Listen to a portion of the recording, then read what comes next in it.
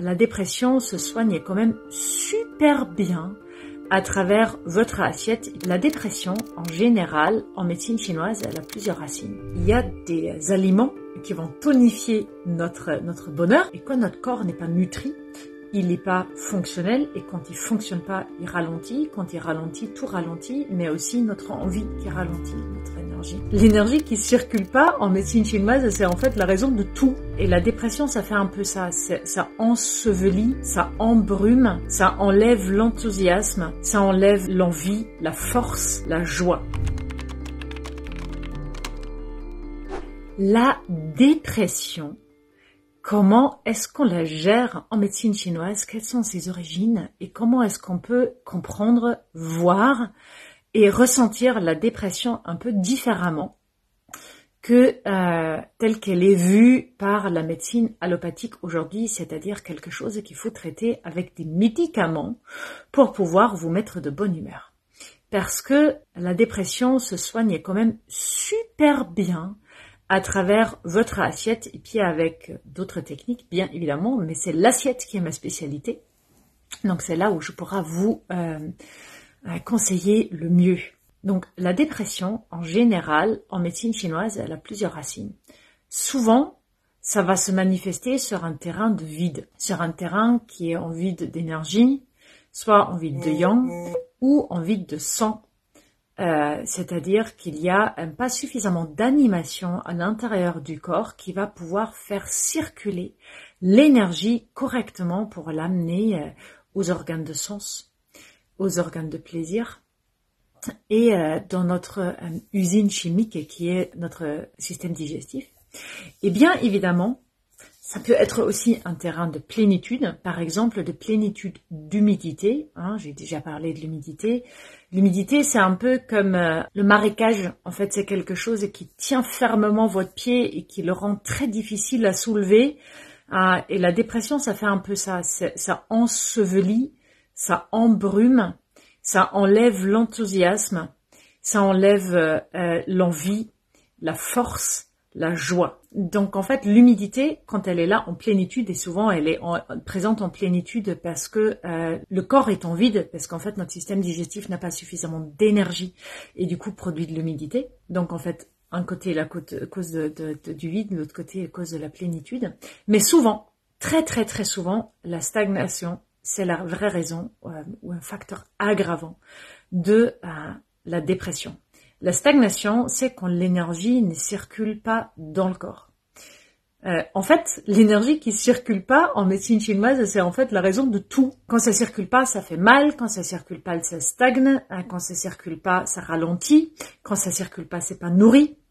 Donc, le plus important, c'est de faire circuler l'énergie au quotidien. Et notamment dans la dépression, une des facteurs les plus importants qui intervient dans une stagnation, en fait, c'est la stagnation d'émotions. C'est-à-dire qu'on a des émotions qu'on n'a pas exprimées et qui n'ont pas pu être exprimées, qui ont été avalées, parce qu'en toute notre vie, on nous a toujours appris à mettre les autres avant nous et de nous traiter en deuxième. Donc, en fait, tout ce qui nous concerne, on se dit « Ah non, je ne les dis pas maintenant, je m'en occupe pas maintenant, il y a quelqu'un d'autre qui est plus important, que ce soit notre conjoint, nos enfants, notre travail, notre mère, je ne sais pas quoi, mais voilà, souvent on donne la priorité aux autres avant de la donner à nous, et du coup on se fait stagner. Et en cumulant de nombreuses stagnations de cette manière-là, on va arriver à une stagnation générale qui peut engendrer derrière une dépression parce que l'énergie ne circule pas. Et quand évidemment c'est vide à l'intérieur, quand il y a vide d'énergie, quand il y a vide de sang, l'énergie ne peut pas circuler parce que d'un côté il y a un manque d'énergie pour la propulser sur les canaux de distribution, c'est-à-dire sur les méridiens, sur nos organes de sens, sur le triple chauffeur, sur plein d'endroits en fait. Et de l'autre côté, le sang, qui est le transporteur de l'information, mais aussi de l'oxygène et des nutriments. Et quand notre corps n'est pas nutri, il n'est pas fonctionnel, et quand il fonctionne pas, il ralentit. Quand il ralentit, tout ralentit, mais aussi notre envie qui ralentit, notre énergie. Tout est interdépendant de toute façon. Et nous nous retrouvons dans un état de déprime, de fatigue, de ralentissement, et d'avoir envie de plus rien. J'en ai déjà parlé. Le foie, c'est l'organe de la planification qui fait les plans de vie. Et la vésicule biliaire, c'est celle qui nous fait passer à l'acte, qui nous fait réaliser nos rêves, nos plans, nos projets. Et quand les deux sont bloqués, il n'y a plus rien qui circule et nous stagnons dans une situation où plus rien n'avance, on a envie de plus rien, où on déprime. Et c'est l'organe, le foie, c'est l'organe du stress, c'est l'organe des émotions, c'est le filtre des émotions. C'est le premier qui prend quand il y a des émotions qui viennent, et notamment quand on a des émotions comme la colère, l'irritabilité, l'agacement, la frustration, quand on ne peut pas faire ce qu'on a envie de faire, en fait, à ce moment-là, c'est le foie qui prend, et c'est le foie qui bloque. Et ça peut bloquer, du coup, c'est cette capacité, notre capacité à être créative, à être planificateur, à être le capitaine de notre vie, et d'aller avec joie et enthousiasme vers des nouveaux projets. Et quand il y a cette joie et cet enthousiasme qui manque, en fait, on déprime. Et tout stagne, tout ralentit, tout fige, plus rien n'avance. Et nous stagnons dans notre vie. Et souvent, ça se répercute sur tout, ça se répercute et sur notre vie personnelle, professionnelle, mais aussi sur notre corps et le fonctionnement biochimique du corps.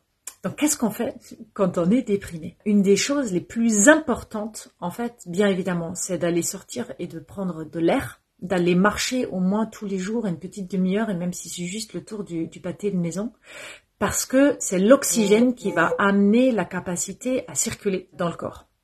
Et en fait, il y a des aliments qui vont tonifier notre bonheur, et puis après, des micronutriments qui vont tonifier notre bonheur, qu'il faut connaître et qu'il faut consommer régulièrement pour éviter de tomber dans la dépression. Et il faut beaucoup soigner sa flore intestinale. Parce que la flore intestinale, quand elle est déséquilibrée et quand le fonctionnement, quand ça stagne à l'intérieur de nos intestins, parce que c'est plein, parce que c'est pourri, parce que c'est accumulé, parce qu'il y a de l'humidité qui ressemble à un marécage et qui ensevelit tout, il n'y a plus rien qui avance, parce que nous digérons plus rien, parce que nous extrayons plus aucun micronutriment correctement de notre bol alimentaire, c'est que notre flore intestinale pourrit.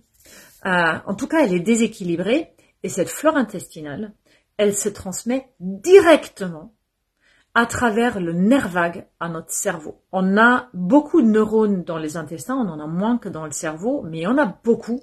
Et ces deux neurones communiquent à travers les deux familles de neurones communiquent à travers le nerf vague. Il y en a aussi dans le cœur, des neurones.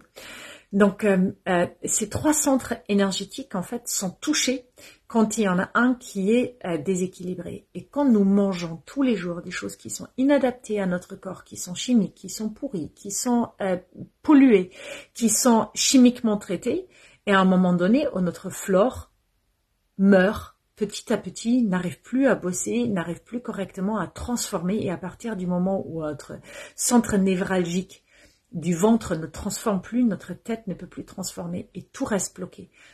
L'énergie reste bloquée, le sang reste bloqué, l'humidité reste bloquée et plus rien ne circule.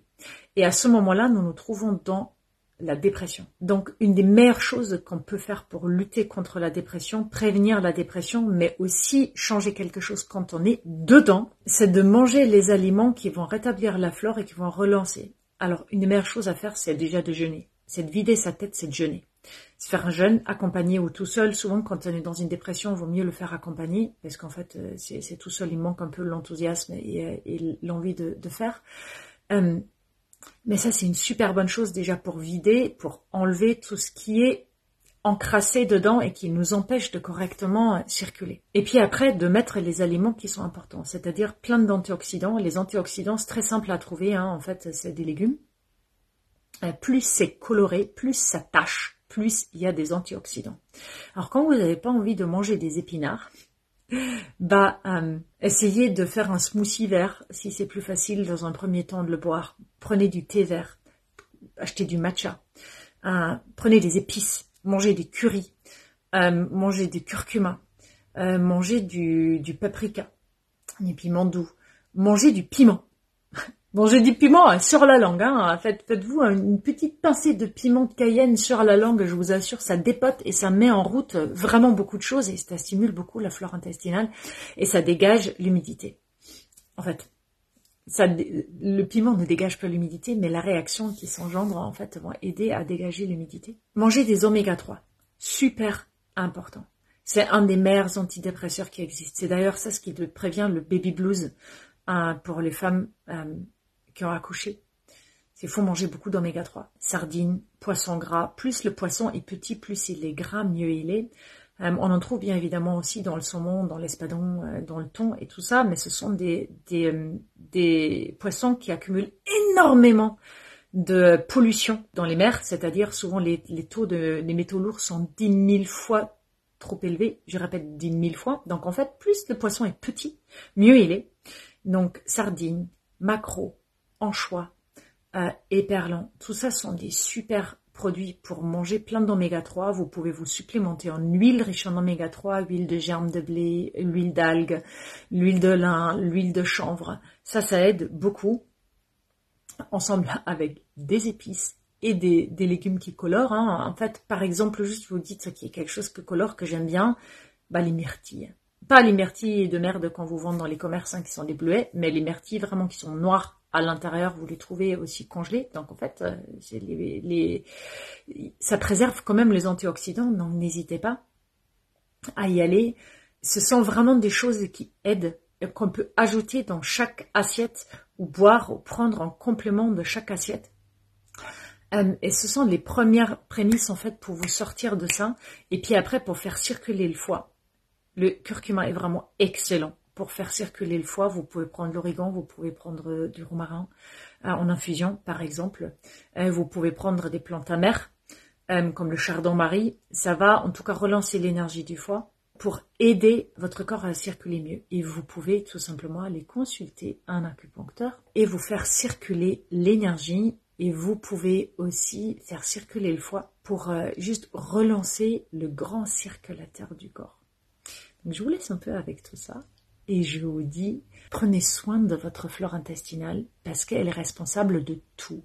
Toutes les maladies prennent leur origine dans les intestins, même la dépression. Si vous en avez marre de vos problèmes de santé chroniques pour lesquels vous n'arrivez pas à trouver une solution ni à identifier la cause, je vous ai préparé une masterclass qui vous explique les 7 piliers d'une personne en bonne santé qui vous permettra de reprendre le pouvoir sur votre santé, de relancer votre métabolisme, de récupérer de l'énergie et de vous sentir enfin bien dans votre corps avec une méthode ancestrale que personne ne nous enseigne. Il suffit de cliquer sur le lien sous cette vidéo.